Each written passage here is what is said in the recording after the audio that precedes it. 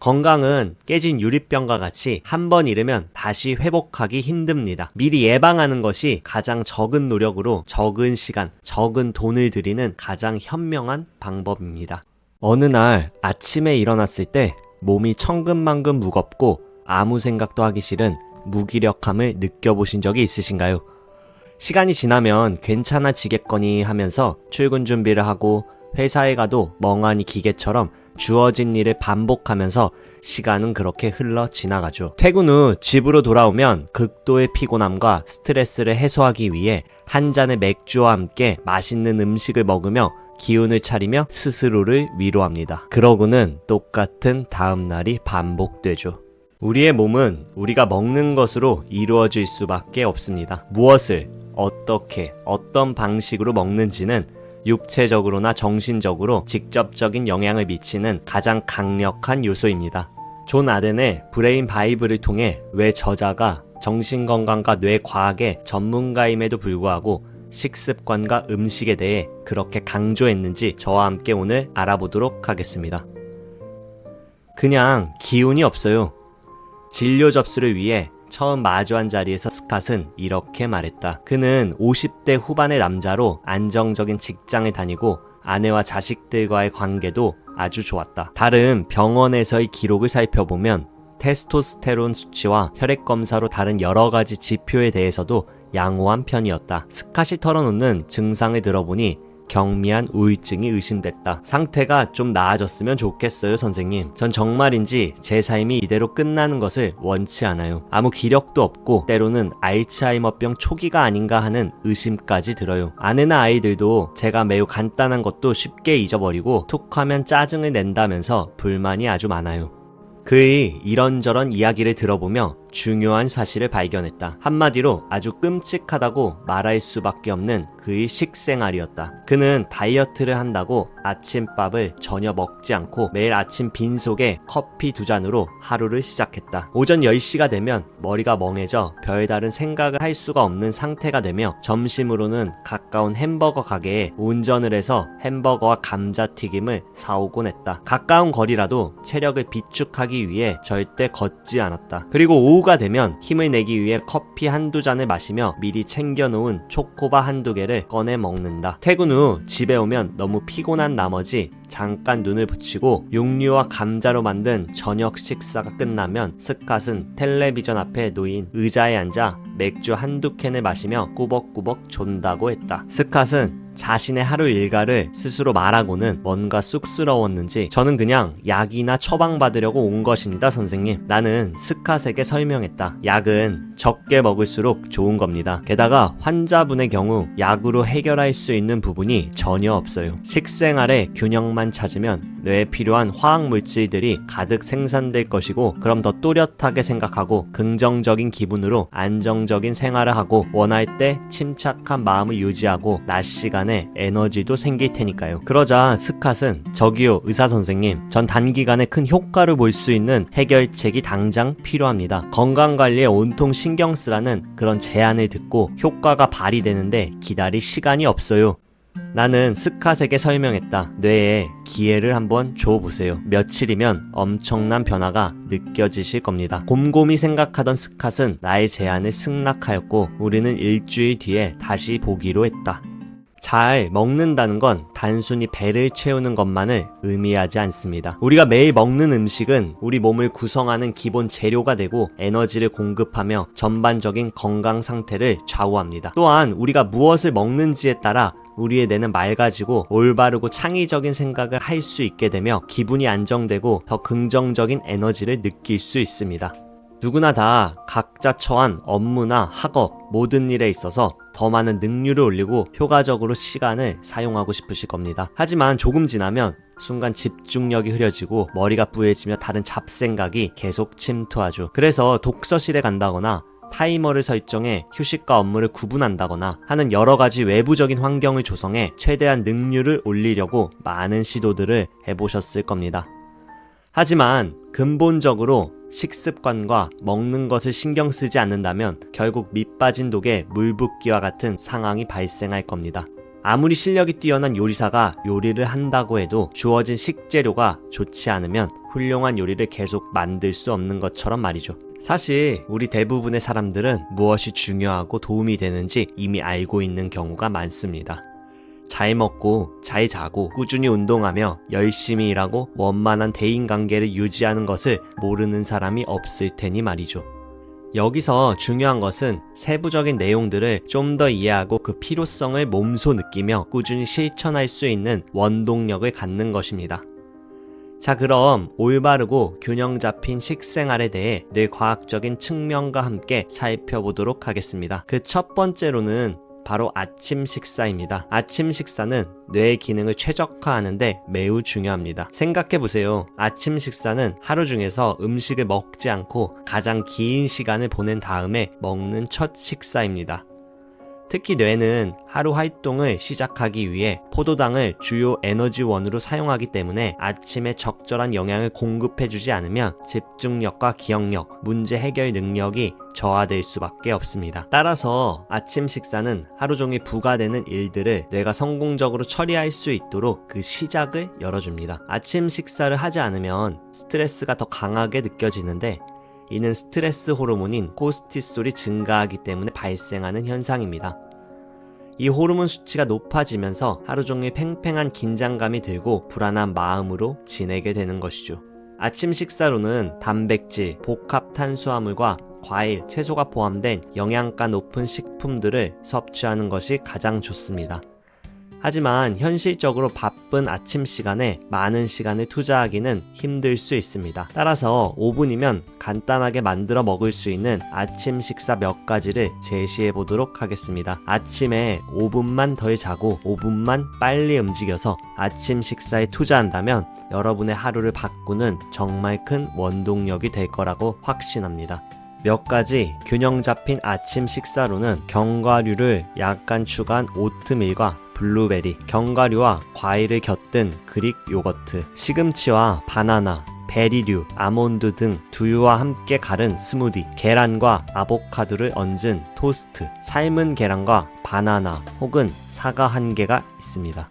여기서 중요한 것은 아침 식사를 거르지 않고 우리 몸에 에너지를 공급한다는 것입니다. 오늘부터 규칙적으로 아침 식사를 하는 습관을 한번 만들어 보세요. 최소한 일주일만이라도 한번 시도해 보시고 자신의 몸의 변화를 느껴보세요. 맑고 가벼운 정신과 몸의 상태를 경험할 것입니다. 여러분, 혹시 플라스틱 병으로 된 탄산음료 375ml에 설탕이 얼만큼 들어가는지 아시나요? 브랜드별로 차이는 있겠지만 보통 밥숟가락으로 4스푼 정도 들어간다고 합니다. 포도당은 뇌를 포함해 우리 몸을 움직이게 하는 주된 원료입니다. 따라서 우리 몸에서 혈중 포도당 수치를 조절하는 일은 매우 중요합니다. 췌장에서 분비되는 인슐린은 우리 몸의 포도당 균형을 유지하는데 매우 중요한 역할을 하며 혈당이 너무 낮게 유지되면 어지럼증을 유발하며 머리가 몽롱하고 무기력한 기분이 들며 반대로 너무 높게 유지되면 조기 노화로 이어지며 세포막이 찐득찐득해지는 당화 과정을 통해 세포를 손상시키며 염증을 유발해 각종 합병증을 야기할 수 있습니다. 뉴욕 대학교의 안토니오 콤비트 박사가 진행한 연구에 따르면 중년기, 노년기에 당뇨병을 앓지 않은 사람 30명을 대상으로 식사 뒤 당분이 몸속에서 얼마나 빠른 속도로 대사되는지를 조사했습니다.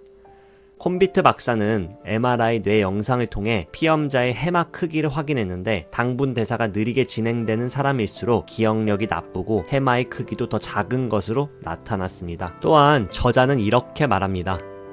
당분을 과도하게 섭취하면 명료하게 사고하고 긍정적인 기분을 유지하는 능력과 사회적인 상황에서 원만한 관계를 유지할 수 있도록 행동하는 능력이 손상된다. 또 당분을 많이 섭취하면 뇌가 손상되고 그로 인해 우울감과 불안감도 증대된다. 일본, 캐나다, 미국 국민의 설탕 섭취량을 비교한 연구에서도 섭취량이 상대적으로 낮은 일본 국민들이 우울증 발생률도 가장 낮은 것으로 확인되었다. 그렇다면 이런 생각이 드실 수 있습니다. 그럼 내가 먹는 모든 음식과 식품의 당을 모두 제거해서 섭취하라는 건가? 현실적으로 불가능한 소리 같은데? 앞서 말씀드린 것처럼 포도당은 우리 몸을 움직이는 가장 기초적이면서 중요한 원료입니다. 우리가 집중해서 관리해야 하는 것은 바로 설탕과 같은 단순 탄수화물입니다. 즉, 과당 함량이 낮은 탄수화물을 선택하는 것이 가장 좋습니다. 일반적으로 탄수화물은 가공 과정을 많이 거칠수록 혈당을 더 빠르게 상승시킵니다. 그렇기 때문에 가공식품이 몸에 치명적인 것이고 멀리하라는 주된 이유 중 하나입니다. 그렇지만 현대인에게 설탕의 유혹을 떨쳐내기란 쉽지 않습니다. 우리 주변에는 정말 맛있는 초콜릿과 사탕, 과자, 각종 가공식품들이 수많은 사람들을 통해 연구되고 검증되어 저렴하고 손쉽게 구할 수 있기 때문이죠. 또한 그걸 먹었을 때 차오르는 기분 좋음과 스트레스 해소는 더더욱 그것들에 빠져들게 만듭니다. 하지만 현대사회에서의 설탕의 위협은 점점 우리 목을 조여오고 있습니다. 최근 10년 사이에 당뇨병과 관련 질환들은 급격하게 증가하고 있습니다. 국제 당뇨병 연맹 IDF와 세계보건기구 WHO에 따르면 2011년에서 2021년 사이에 전 세계 당뇨병 환자 수는 약 3억 8천만 명에서 5억 3천만 명으로 증가했습니다. 이는 약 10년 사이에 40% 이상 증가한 수치입니다. 전문가들은 2030년까지 이 수치가 6억 4천만 명 이상으로 증가할 것이라고 예측합니다. 또한 과거에는 주로 성인들에게서나 나타났던 제2형 당뇨병이 최근에는 아동과 청소년 사이에서도 급격히 증가하고 있습니다. 지금 나는 괜찮으니까 나는 괜찮겠지? 와 같은 아니란 생각을 하기에는 지금까지 이렇게 열심히 살아온 나의 인생이 아깝지 않을까요? 건강은 깨진 유리병과 같이 한 번 잃으면 다시 회복하기 힘듭니다. 미리 예방하는 것이 가장 적은 노력으로 적은 시간, 적은 돈을 들이는 가장 현명한 방법입니다. 오랫동안 지속되어 온 나의 식습관을 갑자기 바꾸기란 쉽지 않겠지요. 분명 주변에 이렇게 하면 진짜 도움이 된다고 해서 이미 많이 시도를 해보았을 겁니다. 하지만 그 굳은 의지는 시간이 지남에 따라 옅어지고 나도 모르는 사이에 다시 예전 나의 모습으로 돌아가 있습니다. 가장 좋은 방법은 주변 환경을 조성하고 한 번에 변화시키는 것이지만 만약 그것이 어렵다면 이렇게 한번 해보세요. 그것은 바로 아주 사소한 것부터 의미 있는 것을 만들어 나가는 것입니다. 매일매일 먹던 초콜릿을 갑자기 끊으려고 하면 기운도 안 나고 스트레스 받으며 끙끙 앓지 마시고 주 5회 자신에게 상을 준다는 개념으로 실행하고 익숙해지면 그 다음은 주 3회, 주 1회 이렇게 순차적으로 진행하는 것입니다. 이제 마지막으로 아침 식사 설탕만큼 아니 어쩌면 그 이상 내 건강과 육체적인 건강에 정말 중요하지만 우리가 간과하고 있는 것이 하나 있습니다. 그것은 정말 간단하지만 많은 사람들이 중요성을 인지하지 못하여 건강적으로 큰 손해를 보고 있죠. 그것은 바로 충분한 수분 공급입니다. 수분 공급은 뇌 건강을 위한 가장 기본적인 요건입니다. 인체는 약 60%가 물로 이루어져 있으며 수분이 부족하면 몸에 온갖 문제가 발생합니다. 물에는 무기질을 포함해 각종 영양소가 존재하는데 우리가 단순히 목이 말라야 물을 마시는 것은 이미 몸속에서 탈수가 일어나고 있다는 증거입니다. 따라서 갈증을 느끼기 전에 정확히는 갈증을 느끼지 않도록 항상 충분한 수분 섭취가 정말 중요합니다. 별거 아니라고요. 여러분의 하루를 한번 떠올려 보세요. 하루에 어느 정도 물을 마셨나요? 체중에 따라 조금씩 차이는 있겠지만 의학계에서는 하루 평균 2.5리터에서 3.5리터의 수분 섭취를 권고하고 있습니다. 물론 운동을 하거나 날씨가 덥다면 이보다 더 많이 마셔야겠지요. 항상 물을 들고 다니거나 습관적으로 자주 섭취하는 것이 가장 좋겠지만 만약 여러분의 몸 상태가 입안이 마르거나 피부가 건조하고 소변의 양이 적거나 색이 노랗다면 그건 빨리 수분을 보충하라는 신호입니다. 저자를 찾아온 수많은 환자들 중에 단순히 물을 마시라는 권고를 따른 뒤 불안감과 우울증, 무기력증이 개선된 경우가 많습니다. 이렇게 간단하면서 쉽지만 큰 중요성을 인지하지 못하고 실천하지 못했던 수분 섭취 바로 오늘부터 실천해 보시는 것이 어떨까요? 오늘은 진정 흑수저에서 다이아몬드 수저로 인생을 바꾼 미국 여성의 이야기를 들으며 마무리하겠습니다. 그녀는 매우 가난한 환경에서 태어나 10살이 되기 전에 성폭행을 경험하고 초등학교 6학년인 14살에 아이를 임신했지만 그 아이는 조산으로 사망하는 등 상상하기도 힘든 유년기를 겪었지만 모든 것을 이겨내고 미국에서 가장 부유한 흑인 여성이자 포브스지의 가장 영향력 있는 여성으로 뽑힌 오프라 윈프리는 이런 말을 했습니다. 행동하지 않는 꿈은 그저 공상일 뿐. 자신의 목표를 위해 끊임없이 도전하고 실천해야 한다. 당신은 당신이 믿는 대로 됩니다. 지금부터 조금씩 나 자신을 바꿔보세요. 그렇게 한 걸음 한 걸음 나아가다 보면 어느 순간 여러분이 꿈꾸던 그런 모습이 되어 있을 것입니다. 지금까지 건강한 하루였습니다. 감사합니다.